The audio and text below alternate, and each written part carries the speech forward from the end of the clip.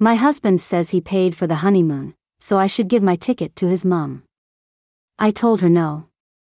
Tanya, we're bringing Mum along, Glenn announced confidently, his voice echoing through the entranceway. I looked up and saw his excited face next to his mother, who stood there beaming. My own face must have betrayed my shock because after all, this was supposed to be our honeymoon. Who could have expected that Glenn would invite his mother along? What do you mean by bringing Mum? This was supposed to be just us. I stammered, still trying to wrap my head around it. Glenn noticed my hesitation and frowned in confusion. What's wrong, Tanya? Aren't you happy? He asked, seemingly oblivious to my discomfort. His mother stood beside him, her expression unwavering, clearly pleased by Glenn's decision. There had always been a rift between me and my mother-in-law. She never forgave me for stealing her son whenever Glenn wasn't around. She would take every opportunity to throw sarcastic comments my way, but in his presence transformed her into the picture-perfect mother, which made it impossible for Glenn to see her true nature. He always dismissed my complaints as misunderstandings. Have you already booked Mum's plane ticket and hotel? I asked, my frustration growing. Glenn looked confused and almost taken aback. No, we'll book it later, he said, shrugging as if it was the most natural thing in the world. I couldn't believe my ears. That's impossible. Do you know how far in advance we booked? We decided to go ahead and book everything ourselves, as it was peak tourist season. I was getting pretty frustrated, but instead of understanding, Glenn's face just got harder. He said, well, if there's no ticket for Mom, you can just give her yours. I was stunned. I looked over at my mother-in-law, who was wearing a smug smile. She didn't say anything, but her satisfaction was written all over her face. Meanwhile, Glenn kept going, come on, Tanya, there shouldn't.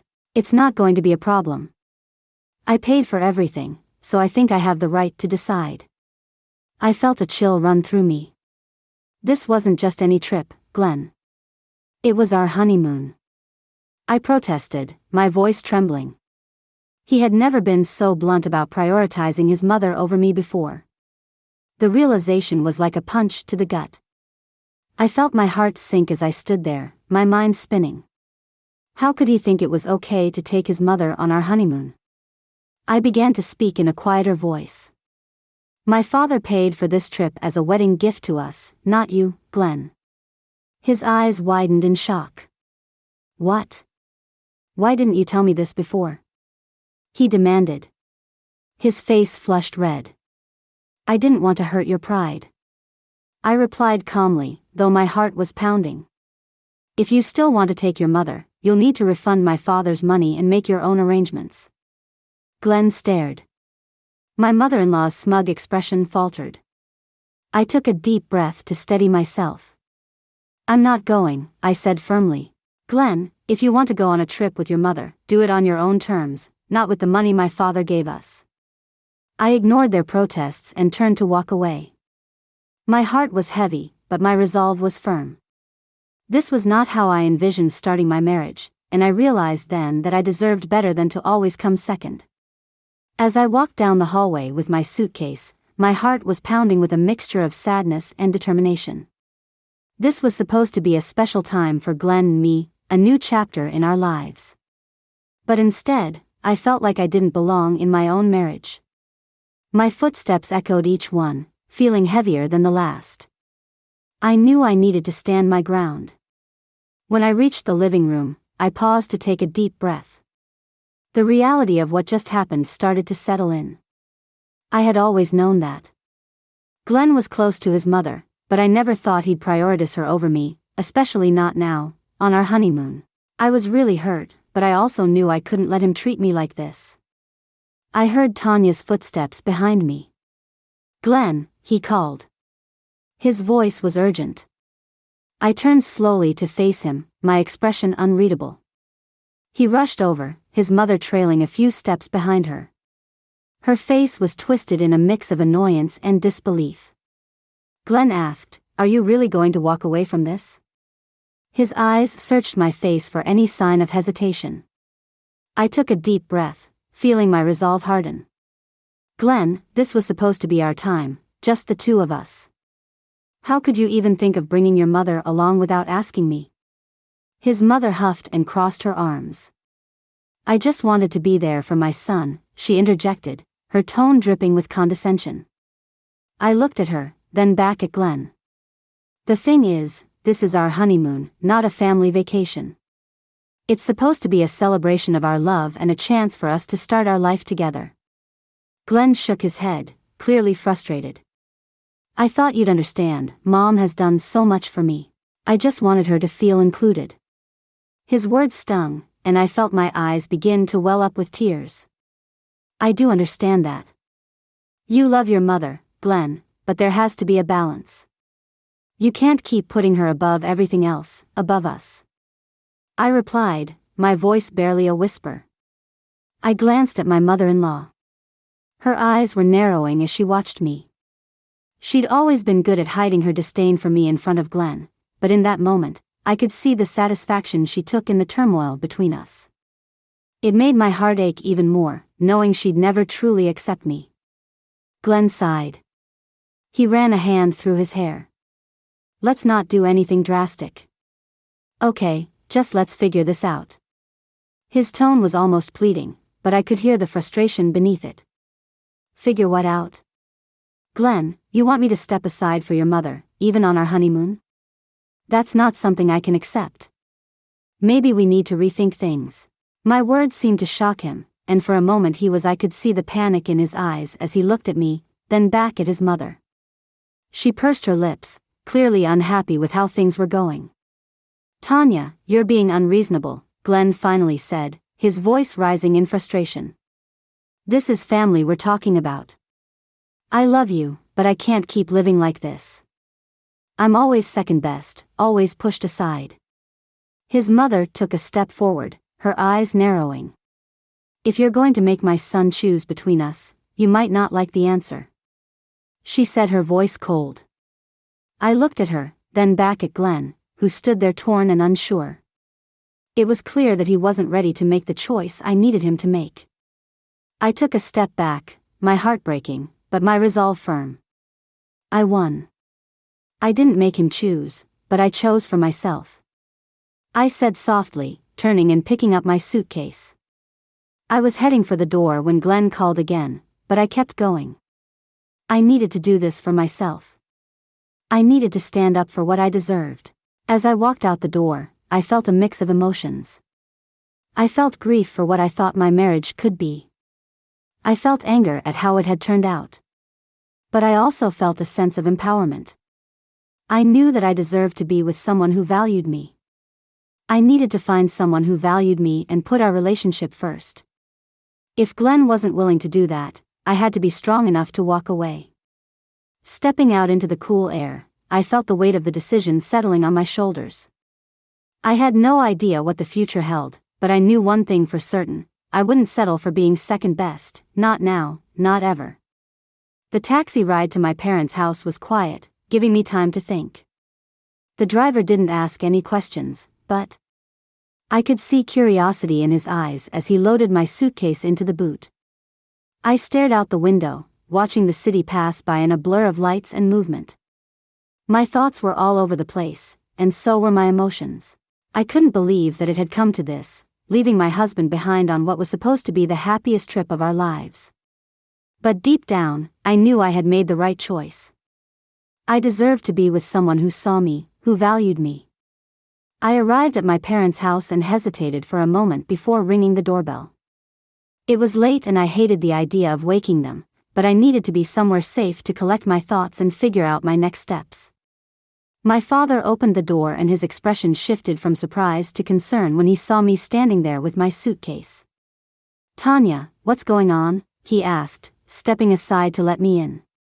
I took a deep breath and tried to steady my voice as I replied, I need a place to stay for a while. Dad, my father nodded, his eyes filled with understanding. He didn't press me for details, and I was grateful for that. Instead, he took my suitcase and led me to the living room, where my mother soon joined us. Her face mirrored the concern in my father's, and she sat down beside me, wrapping an arm around my shoulders. Honey, what happened?" she asked gently. I hesitated, not knowing how to explain everything that had just transpired. I knew I had to explain everything that had just happened, but the words felt heavy and my throat tightened as I tried to find a way to explain why I was there without Glenn on the night before we were supposed to leave for our honeymoon. I slowly told them the story, starting with Glenn's insistence on bringing his mother along, and how he dismissed my feelings, and then I told them about how I'd realized that I'd been second in his life for far too long. My mother listened quietly, her grip on my shoulder tightening. When I finished speaking, there was a long silence. My father sat across from me, his expression unreadable. Finally, he spoke. His voice was steady. "You did the right thing, Tanya. No one deserves to be treated like that, especially not by the person who is supposed to love them the most." Tears welled up in my eyes, and I nodded, grateful for their support. It wasn't an easy decision to make, and it hurt more than I could express. But knowing that my parents were behind me made it just. My mother pulled me closer and said, "You deserve someone who puts you first, sweetheart. Don't ever forget that." Her words were comforting, and I let myself relax into her embrace. The tension slowly left my body. The next few days were a blur. I stayed with my parents, trying to come to terms with everything that had happened. Glenn called several times, but I couldn't bring myself to answer. Each time his name flashed across my phone screen, my heart ached. I knew I needed space to think about what I wanted and whether this marriage could be saved. My mother tried to keep me busy, encouraging me to go out and see friends. It helped a little, but the hurt was still there. One evening, as I sat on the back porch, my father joined me with a cup of tea. He handed it to me and sat down beside me. We sat in silence for a while, wrapped up in the cool evening air. The sky was painted in shades of orange and pink as the sun set. Finally, my father spoke. "Tanya, I know this isn't easy, but I want you to remember that you have the strength to get through this. No matter what happens, you have us, and we'll always be here for you." His words brought tears to my eyes, and I nodded, swallowing the lump in my throat. "I just thought he loved me enough to put us first," I whispered, my voice barely audible. My father sighed and looked at the horizon. "Sometimes love isn't enough. Sweetheart, it takes more than love to make a marriage work. It takes respect, understanding, and a willingness to put each other first. If Glenn can't do that, then maybe it's time to let go." His words were hard to hear, but deep down, I knew he was right. I had spent so much time trying to make things work and be understanding, but it had never been enough. I had to accept that maybe it never would be. The next morning, Glenn showed up at my parents' house. I saw him standing at the door with a bouquet of flowers in his hands. He looked desperate. My father answered the door. He looked at Glenn sternly and said, "She's not ready to talk to you." Glenn's eyes met mine over my father's shoulder. I could see the pain in them. "Tanya, please just let me explain. I'm sorry, but I really need a chance to talk." I could see that she was torn between wanting to run to him and wanting to stand her ground. She took a deep breath and stepped forward. "Dad, it's okay, let him in." She was calm and collected, but her voice betrayed her inner turmoil. Her father stepped aside, allowing Glenn to enter.